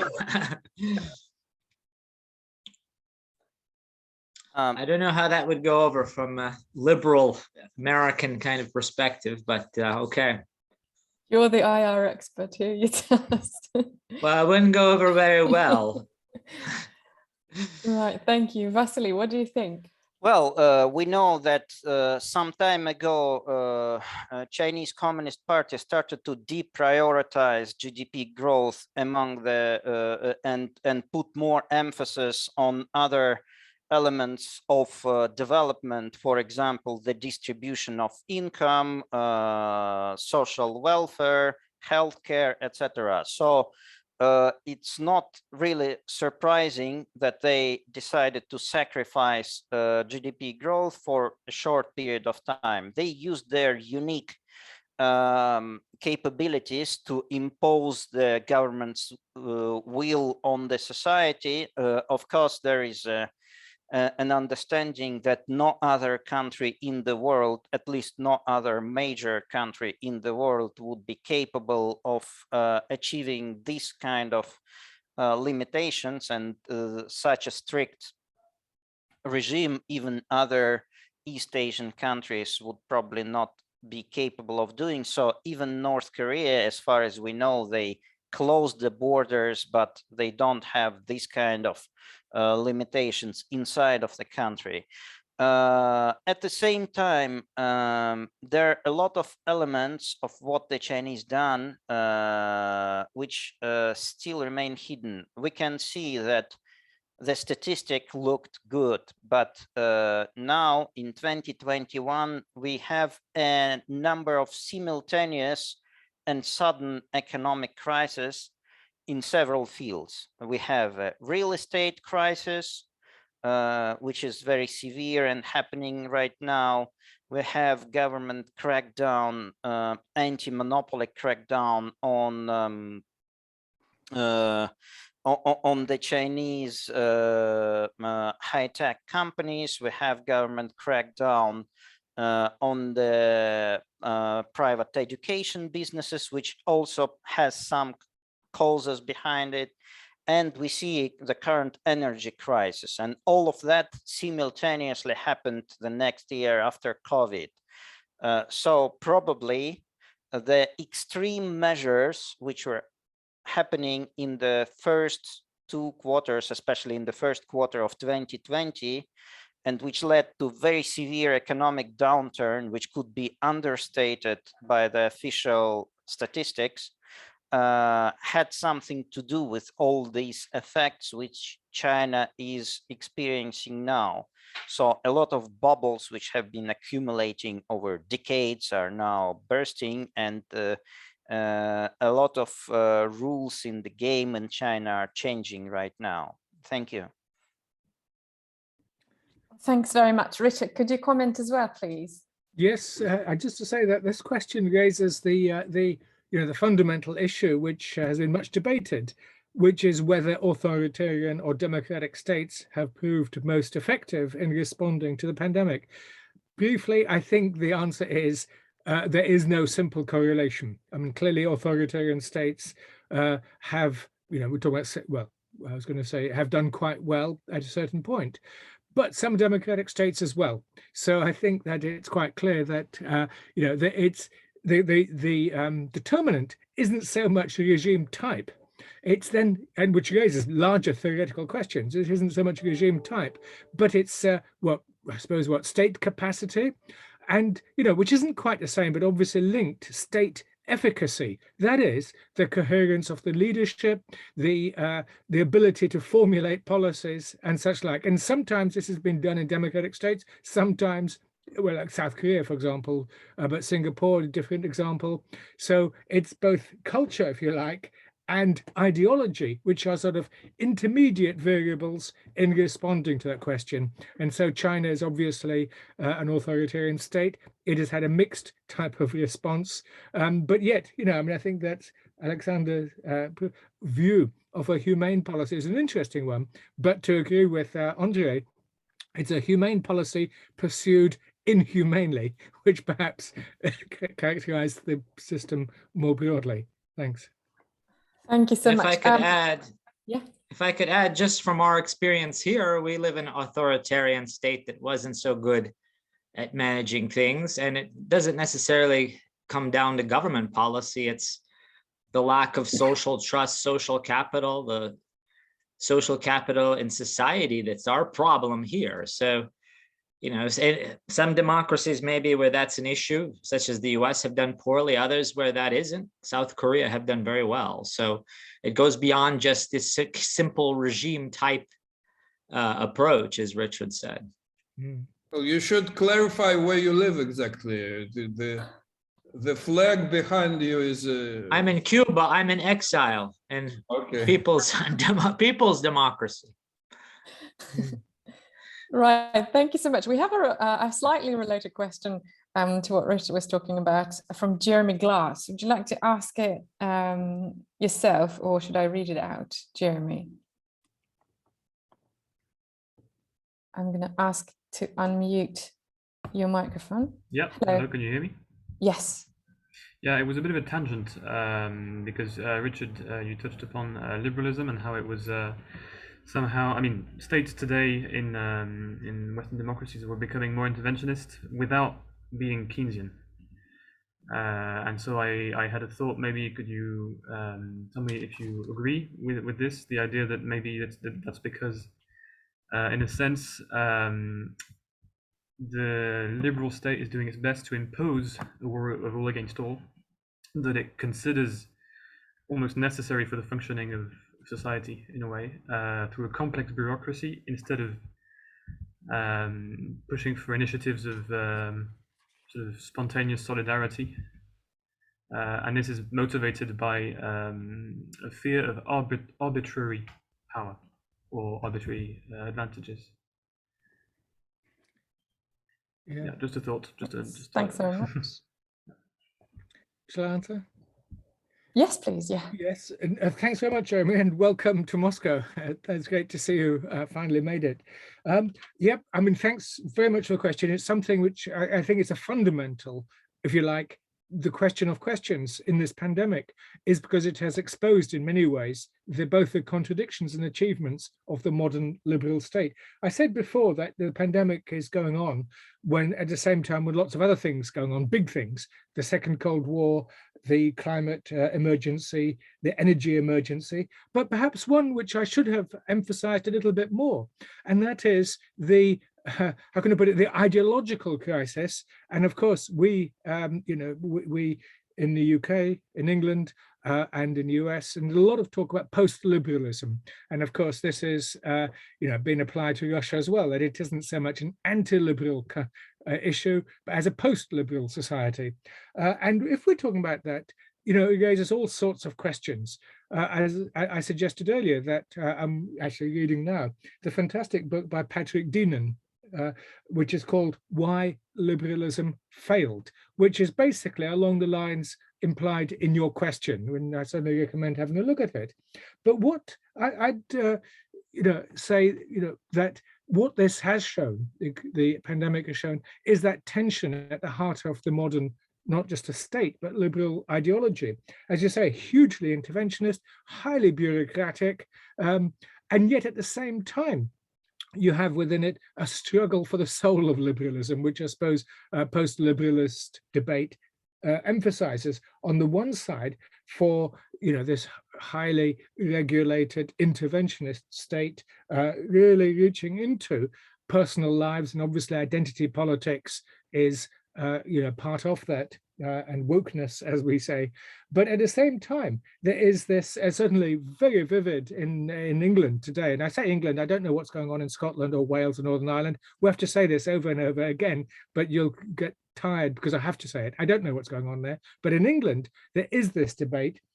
And, we have a government which is hugely interventionist, yet its instincts, all the way from today, we've had budget. Rishi Sunak, our Chancellor of the Exchequer, has given his budget. And it's all, we know that, what was it called earlier on? I think it was 2013. He was one of those who signed a document, a manifesto called Britannia Unchained. Britannia Unchained. I mean, isn't that fantastic? It's a sort of classic Ayn Randian sort of idea that that this modern liberal state, we have to free ourselves from it, and that's a huge list. In other words, they too are post-liberal in a different sort of angle as well, because there's the, if you like, a more communitarian vision of it, where those guys are libertarian. So that this sort of ideological debates then have been thrown into very sharp perspective by the crisis now. So thank you very much for your question. I think this is, you've added another layer to the debate. As I say, there's multiple layers, because we really are. I mean, everybody says we're at turning points. I don't think we're at a turning point, but we just simply have 4 or 5 layers of things, and it's the interaction between them which has been fascinating during this pandemic, and indeed reflected in the discussion today. Thanks. Turning points are best assessed retrospectively, aren't they? Yes. Well, we don't know indeed whether this is going to be indeed. I mean, for example, those living during the big other example isn't the flu pandemic of 1918. It's actually the Black Death. Now, those in 1349 dying in an English village in Warwickshire wouldn't know that this is actually going to represent a structural turning point from feudalism to the emergence of modern capitalism. Exactly. And maybe I'll tell you the answer then in 500 years. Right, thank you. I must ask Andre as well, as a theorist of international relations, if you have anything to add to this question. Well, I mean, just to recognize the irony that, the Keynesian state died because of globalization, but now globalization is starting to create problems where we need that active Keynesian state back again. So just to recognize the irony of that, I guess. Yeah.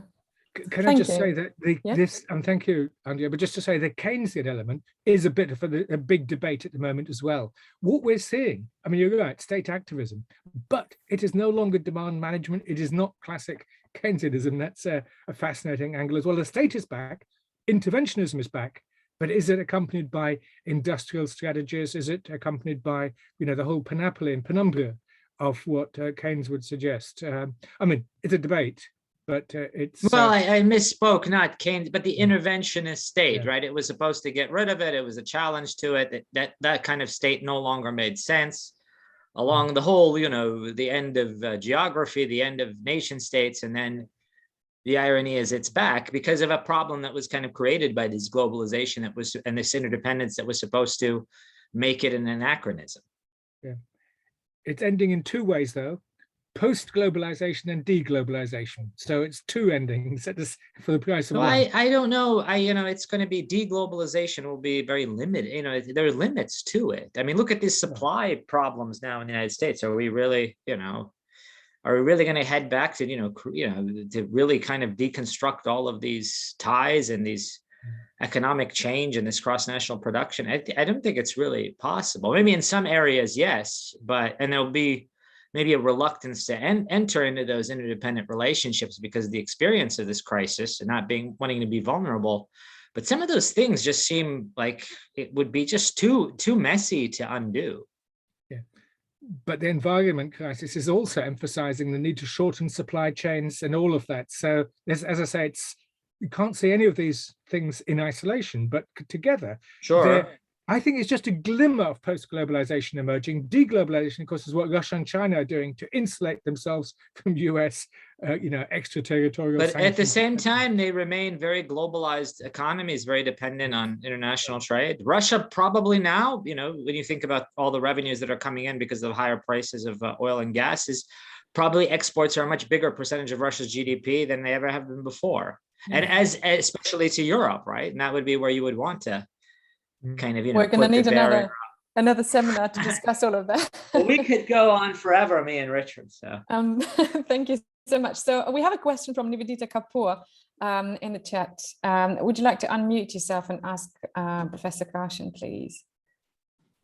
Thanks. Thanks, Olga. I just wanted to ask Dr. Karshan a bit. I just wanted to request him to think a little bit in an expanded way about the US-China equation. So I was wondering if, apart from, of course, we are all naturally thinking of how the US-China relation is going to pan out and how it's going to impact the evolving order. But how is the Chinese foreign policy in the past few years impacting its ties with the regional states? And how is the reaction of these regional states, especially in Asia, then impacting the US-China equation? Because in a lot of ways, the United States has very strong partnerships in Asia, and that is also somehow feeding into this entire US-China relationship, especially in Asia-Pacific, or now what we're calling the Indo-Pacific. So if Dr. Karshan could speak a bit about that. Thanks. Yes, thank you very much for the question. Of course, we saw that this state of mobilization, which was experienced by the Chinese government, by the Chinese political system since spring 2020, resulted in growing number of conflicts with other countries. Of course, the most visible result was the conflict with India, the clashes in Galwan Valley, which resulted in a number of Indian servicemen and Chinese servicemen being killed, and led to crisis in long-term crisis in relations between India and China. But we could also see that Chinese diplomats all around the world became more assertive, more aggressive, and we can see that they were responding to some internal demand coming from the wider Chinese society in this situation of crisis. Both government and people wanted to see their country strong on the international arena. That had significant consequences for the relations with a number of countries, most notable and important example probably being Australia, which after it joined the US demand to start an independent investigation of COVID pandemic causes, came under significant and growing Chinese economic sanctions. Now, Australia is a target of growing Chinese economic warfare. Quite a number of import restrictions concerning Australian cotton, wine, coal, and other products. And for the first time, the Chinese were not just reacting to specific Australian moves. No, they produced a number of general political demands. So that was an attempt to change the Australian foreign policy in general. This is the first time in Chinese practice. In the past, they just tried to change some specific decision, which was the case when they sanctioned South Korea over the deployment of the US THAAD missile defense system. So far, this change of strategy was massively unsuccessful. Australia, again, is being a very good example because they their opposition to the Chinese policy became just stronger, and that culminated recently in the creation of AUKUS. Still, there are no signs that the Chinese are going to change their approach, and I think they will just double down on that. Thank you. Thanks very much. We have a couple more interesting questions. I think the question from Adrian Devayev, I'll read it out, but it's not only to Vasily, but also to the other participants as well. Do you think that all of these investigations aimed at finding the origin of COVID-19 pandemic have proved that the influence of the United Nations, have proved that there is influence of the United States on the World Health Organization? So who'd like to go first? Maybe Andre then.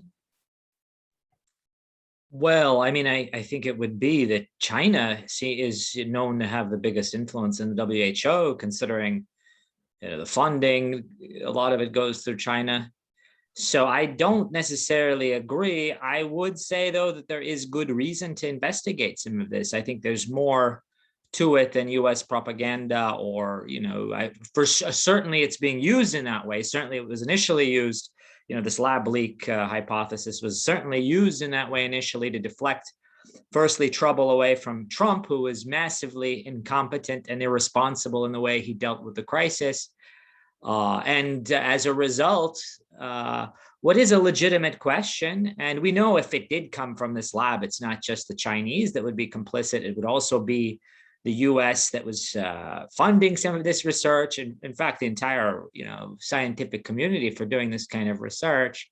So there's something to it, and I think the fact that it hasn't been investigated more deeply shows that there is a good deal of Chinese influence. And we know that the WHO has kind of been very sensitive about criticizing the Chinese about their slow response to COVID and some other questions, because of funding, but also because their function, they want to maintain this impartiality. They want to be above politics, and they also don't want to be frozen out of China, which they're kind of the worst outcome is to be critical, be objective, and then you're frozen out. Then you can't do good, and you can't have access to all of the data and all those things that you would need to address the health crisis. So, it's not just their parochial interests, but they have a larger kind of, thing that they're worried about. But I certainly don't think it shows some kind of US interest. That's my opinion, at least. Thank you. We're going to ask Vasily next, because he just informed us, unfortunately, that he's going to have to go soon. Yes, thank you very much. First of all, both sides accused each other of influencing World Health Organization, and probably both Chinese and Americans did everything humanly possible to do just that. This is precisely the reason why we will never actually know the origins of the COVID. This is unlimited. This is a very this is struggle in which both sides do not limit themselves in any means, and probably doing everything possible. Probably all of their intelligence capabilities are aimed at influencing the investigations and scientific conclusions. The Chinese are tracking all of the research activities and trying to prevent any conclusions which could be interpreted against them. The Americans are doing their best to blame the Chinese and conducting smear campaigns. This is very bad for the mankind. Both are quite influential and have good positions within the international organization, and such situation is, of course, disrupting all of these important institutions. Thank you very much. All right, thank you so much. I think I'm going to take one last question and address it to Richard. What about the war of vaccines between Pfizer on the one side and Sputnik V and Sinovac as a reflection of the new Cold War? Richard, please. Thank you. So easy questions to end on. Thanks. But it's, yeah, I mean, I'm going to just go back to the earlier point. I mean, this one on the role of the World Health Organizations. I think that ultimately, I mean, I agree with both the comments from Andrea and from Vasily 100%, because it is essential for us to find the origins of the epidemic, which became a pandemic. I mean, it is absolutely essential for joint work to be done on that, because, you know, if we can understand how this happened, you know, the jump from the animal world to the human world, then, you know, as I say, this may not be the worst one. This is a rather tricky virus, one which, you know, has asymptomatic, it's ease of spread and so on. But ultimately, its virulence is, you know, it's awful, but it's relatively low. But the next one, the virulence could be far higher in mortality, just like the so-called Spanish flu in 1918. But, you know, and bottom line there, it shows the difficulties, but at the same time, the essential work of multilateral bodies like the UN, WHO's. I mean, we really do have to. As for the war of vaccines, I mean, this is really one of the worst things of it all. You know, as I say, the Russian camp, the Chinese camp, the Western camp, which is highly divided. I mean, the tensions between London and Brussels over first of all, the development of the vaccine, and then its production and its distribution is continuing. And of course, this also brings in India, which is the world's largest producer. The problem with Sputnik, of course, isn't just its recognition issue, it's also had some production issues and hasn't been able to supply the demand in some countries, which has also slightly dented the reputation of it. I mean, I find it difficult to comment because I find that utterly tragic, you know, faced with such an enormous, you know, threat to life, the fact that, you know, humanity is unable to cooperate on this in the face of such a huge challenge, and that, you know, selfish national egotism. Okay, the state is back, but so are some of the more unpleasant aspects of that, and that is of nationalism, and so vaccine nationalism is, you know, is not a pleasant sight to see.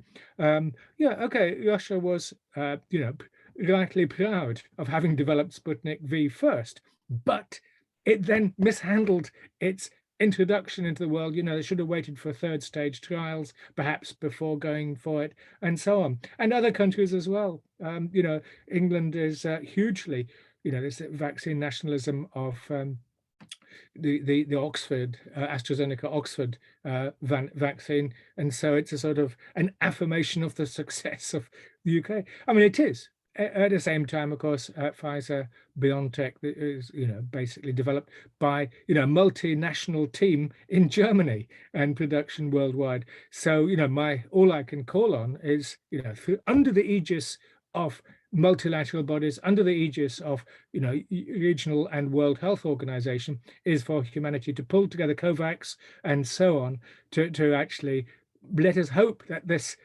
pandemic can finally some, you know, good in a sense of cooperative methods. But of course, as I say, between China and the US, it's just poisoned relations in the most awful manner.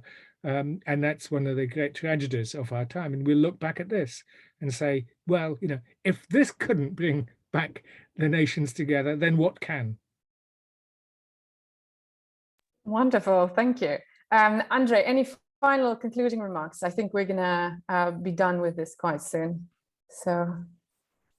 Well, I mean, just what can you say? Richard has already said it all, but you know, the tragedy is that, you know, with all of these areas where we would all be better off, and actually one day we might be facing a crisis where our survival as a species is at stake, and we don't have the capacity to cooperate. In fact, we turn that issue into an object of competition between states and national egoism. I mean, you know, the realists will tell you it's a product of an anarchical system, but, you know, how do we transcend that? We're really stuck at that as a very, very pressing issue, not just in terms of will it cause war or peace or stability, but survival. So will that maybe get us to transcend this kind of paradigm that we've been stuck in for forever?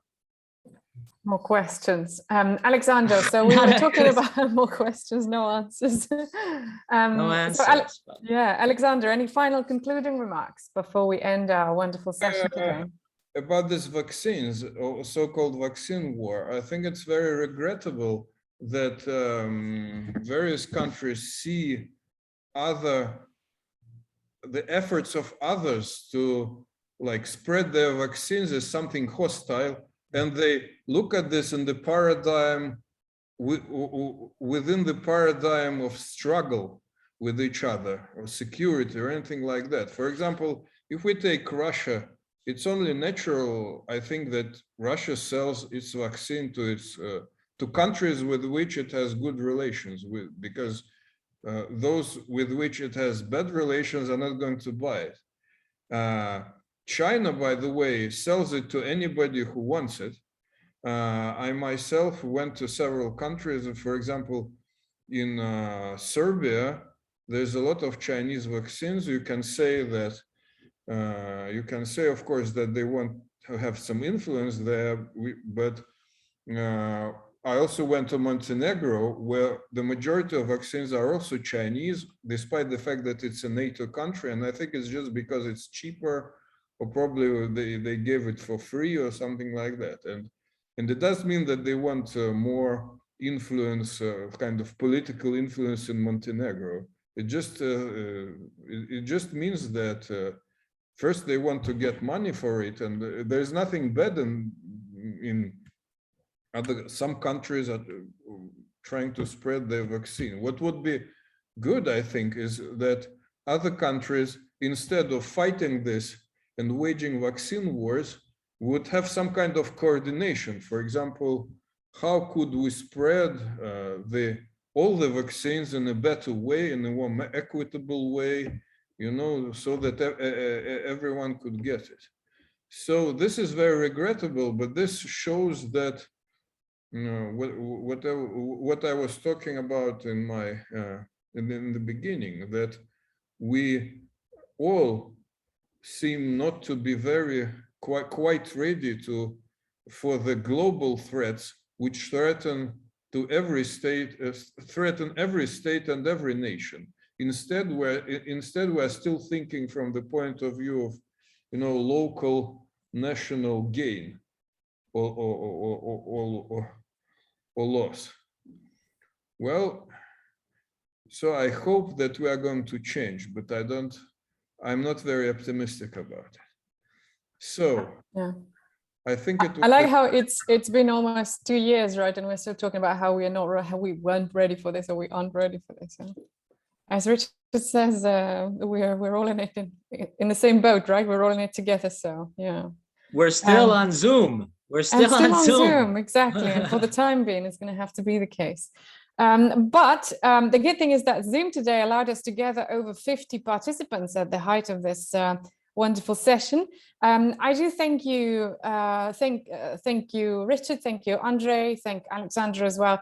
Thank all of the participants, and it was great to have you. And we probably should have had a single session devoted to each of the speakers, because not all of us, or all of you rather, had much more to offer to our audience.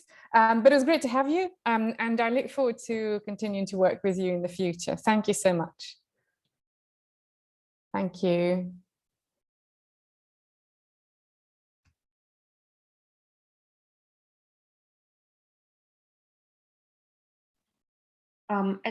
As for the recording, it will be uploaded to the laboratory website.